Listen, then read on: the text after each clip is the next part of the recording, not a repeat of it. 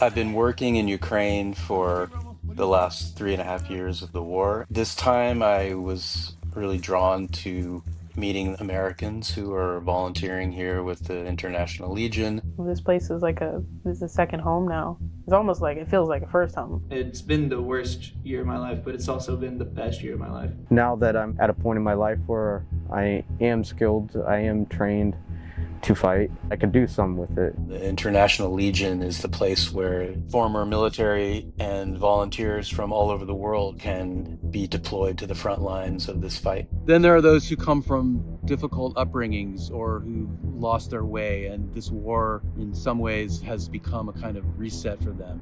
I began to ask myself, why would an individual American be willing to pack her bags, come here and fight in a war that is not their own? High Life comes from a generation of American soldiers who were actually deployed and who served in US-led wars in Afghanistan and Iraq. Moving! I learned about him because of this video that I saw of he and fellow International Legion soldiers, this Russian FPV drone with a huge warhead.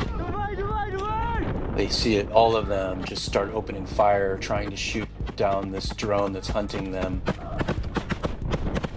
And at the last second, crashes into the tree line. He came here to help train other Americans, and yet he's also coming here and learning like the rest of them because of the kinds of threats that they're facing. Some of the Americans I've met here came because they felt they had something to offer. But what stood out to me is that others came to learn. Especially as this war has constantly evolved into a 21st century high-tech drone war. Some of the Americans and foreign fighters prefer to remain anonymous with concerns about their face appearing back home or in Russia after the war. Our call sign is Mando, short for Mandalorian. I was originally part of the U.S. Marine Corps.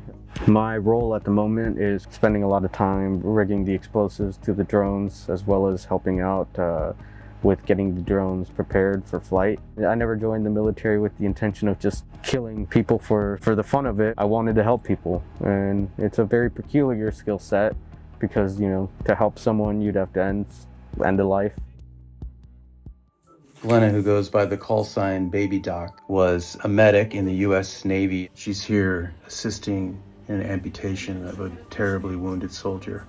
When the full-scale Russian invasion started in 2022, She said that she felt that she had something to offer and wanted to do something. So she packed her bags.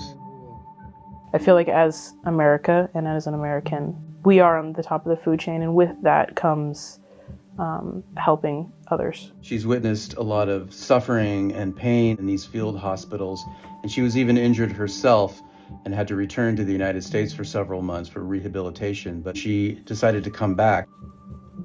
My family wasn't surprised. They said that they were waiting for this kind of reaction from me, so. They didn't try to stop you. Not this time. Uncle still threatened to lock me in the closet, but everybody else was okay. I've lost a lot of friends here. I've shed blood here, it's something that I can't just, go back to the US and pretend it never happened. Goose came to Ukraine with no combat experience at all, There's so many things that I learned here that I couldn't have learned anywhere else. and he went straight to the front line. He told me that he was surprised and even very proud of himself in how he reacted in combat. Goose was wounded on the front line when a Russian rocket-propelled grenade exploded near him. Right here is where the shell went in. He was evacuated and had multiple surgeries and now is headed home to the United States. It's just such a roller coaster, and I need a little bit of break.